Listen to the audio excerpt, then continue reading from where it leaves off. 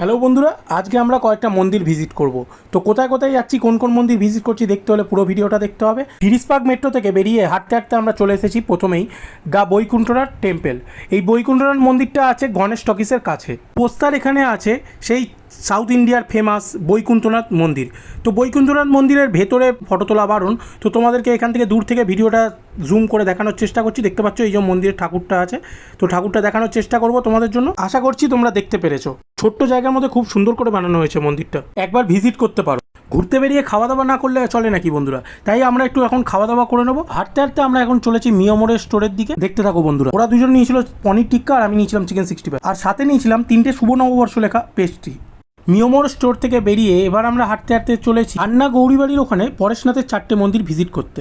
তো বন্ধুরা দেখতেই পাচ্ছ চলে এসেছি সেই ফেমাস পরেশনাথ মন্দিরের সামনে। তো এবার ভেতরে ঢুকে মন্দিরটা দেখানোর চেষ্টা করব, তো দেখতে থাকো বন্ধুরা।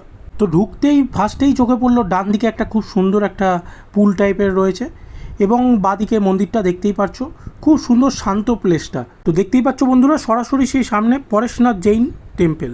এই জায়গাটা এতটাই সুন্দর, এতটাই শান্ত ঠান্ডা, তো সবাইকে আমি রিকমেন্ডেড করব একবার এই জায়গাটা অতি অবশ্যই ভিজিট করার জন্য। পরিবেশটাও খুব সুন্দর, এখানে আসলে অতি অবশ্যই মনটাও খুব সুন্দর, খুব ভালো লাগবে।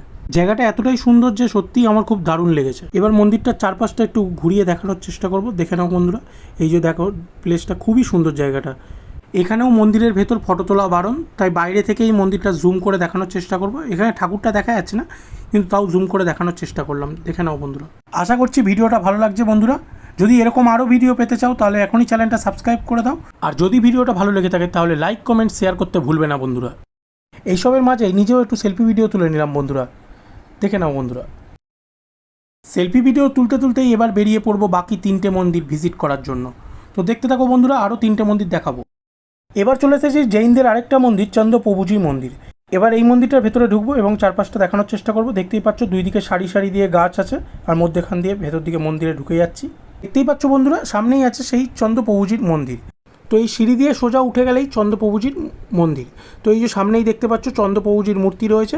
তো এখানেও ক্যামেরা ফটো তোলা বারণ, তাও তোমাদের জন্য রিস্ক নিয়ে দেখাচ্ছি চারদিকটা। দেখতে পাচ্ছ বন্ধুরা এই যে সামনেই আছে চন্দ্রপ্রভুজির মূর্তি, এবং চারদিকটা দেখানোর চেষ্টা করব ঘুরিয়ে।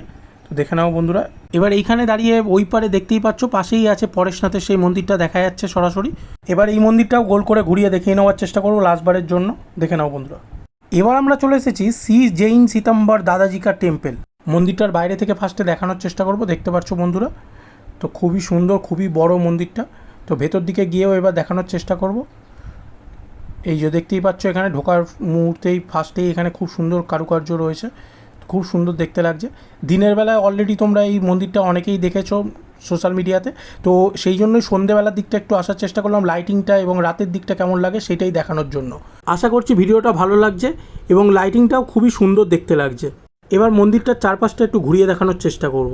মন্দিরটায় এখন যেই টাইমে গেছি এখন এখানে সন্ধ্যা আরতি হচ্ছিল, খুবই সুন্দর দেখতে লাগছে, এবং সন্ধ্যা আরতিটাও খুব সুন্দর হচ্ছিল। তো আশা করছি তোমরাও এখানে আসলে খুব সুন্দরভাবে এনজয় করবে, এবং খুব সুন্দর, খুব ভালো লাগবে তোমাদেরও। এখানেও সামনে একটা পুল টাইপের রয়েছে, এ দেখতেই পাচ্ছ, এবং এখানে একটা কবুতর টাইপের বানিয়ে রাখা রয়েছে মূর্তি, খুবই সুন্দর দেখতে লাগছে। তো মন্দিরটা পুরোটা ঘুরিয়ে দেখানোর চেষ্টা করলাম, আশা করছি খুবই ভালো লাগলো।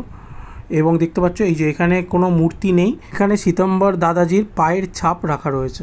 এরপর আমরা আমাদের আজকে শেষ গন্তব্য অর্থাৎ শেষ মন্দিরের দিকে চলে এসেছি। এই রাস্তা দিয়েই আসলাম, দেখতেই পাচ্ছ। তো শেষ মন্দিরটা হচ্ছে মহাবীর জৈনের। তো মন্দিরটার ভেতর দিকে ঢুকছি, দেখতেই পাচ্ছ খুব বড় মন্দিরটা, খুব সুন্দর। তো ভেতর দিকে ফটো তোলা বারণ, তাই ভেতরে ফটো তুলতে পারিনি, দূর থেকে দেখানোর চেষ্টা করলাম জুম করে। জায়গাটা খুবই শান্ত, ঠান্ডা, নিরিবিলি পরিবেশ।